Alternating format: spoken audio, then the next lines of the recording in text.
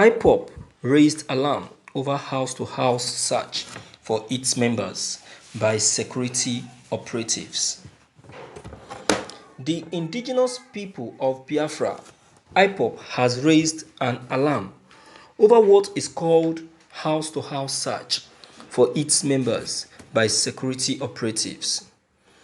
Ipob, in a press statement on Thursday by its media and publicity secretary, Emma Powerful, warned security agencies against testing the will of the group. In the statement entitled "Enough is Enough," the pro-Biafran group expressed fury over the continued harassment and torture of its members by security operatives, while terrorists were receiving state pardon. The statement read in part, "We want to place the world on notice that the Nigerian police force, army and DSS once again have started their normal house-to-house search of Ipob family members and those suspected to be Ipob supporters in Biafran land."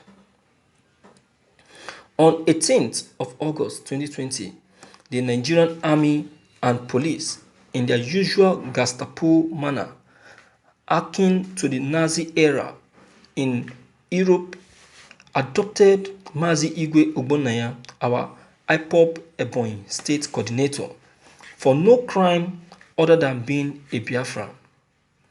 This provocative hounding of our people has continued amid killings, maiming and raping of our women by rampaging Fulani herdsmen in our communities, which the same security agencies have not only pampered but allowed to continue unabated. It's very sad to note that the security operatives abducted Mazi Igwe Ogbonnaya in less than a week after burying his young wife, who died after a brief illness. This young man was abducted from his home at Ogunlangu or Hausara local government area of Ebonyi State by terrorists in police and army uniform. Similarly, the Nigerian security operative subjected an innocent woman that recently gave birth to torture on 16th of August 2020 at her husband's house in Oji River local government area of Enugu State.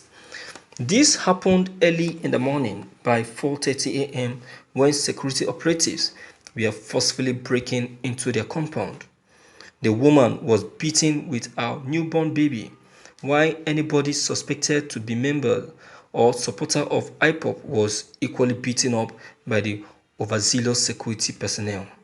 The Nigerian army and police have continued to arrest Ipob members without provocation, while treating Boko people, terrorists, with kid gloves.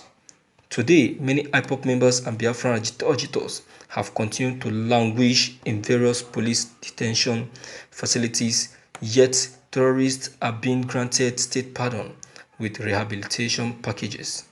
Ipob demanded an end of every persecution of its members while seeking the intervention of the international community. Thank you for listening to this news. This is a complete injustice. You can see, you see all these things that our federal governments are doing.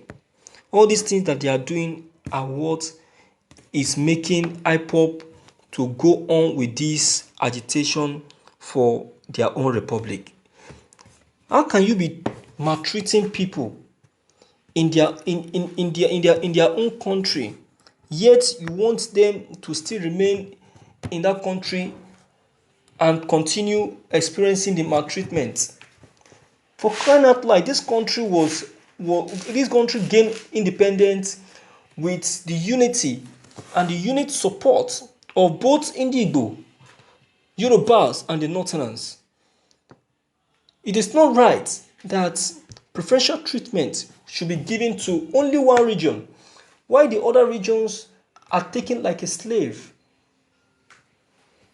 You can imagine the people that are supposed to be treated so hard, are allowed to be walking freely on road and committing these crimes over and over without even calling them to order. But the harmless group that has done nothing, you keep terrorizing them, hurting them, detaining them, punishing them, and killing them. You can see the wickedness of this our government. No wonder the international community has written us off when it comes to insecurity issue. Now, Nigeria is seen as one of the country with a very high level of insecurity. They are now warning their citizens to be mindful of how they travel to Nigeria, because Nigeria is no longer safe. Why won't they be afraid when the terrorists are allowed to walk freely without going after them? You only go after the people that are harmless, the people that are not supposed to be attacked, that are not supposed to be talked to. But the criminals in their midst, the criminals in the country, you allow them to walk freely. You treat them with a very give them special and preferential treatment. Is that right? Is that right?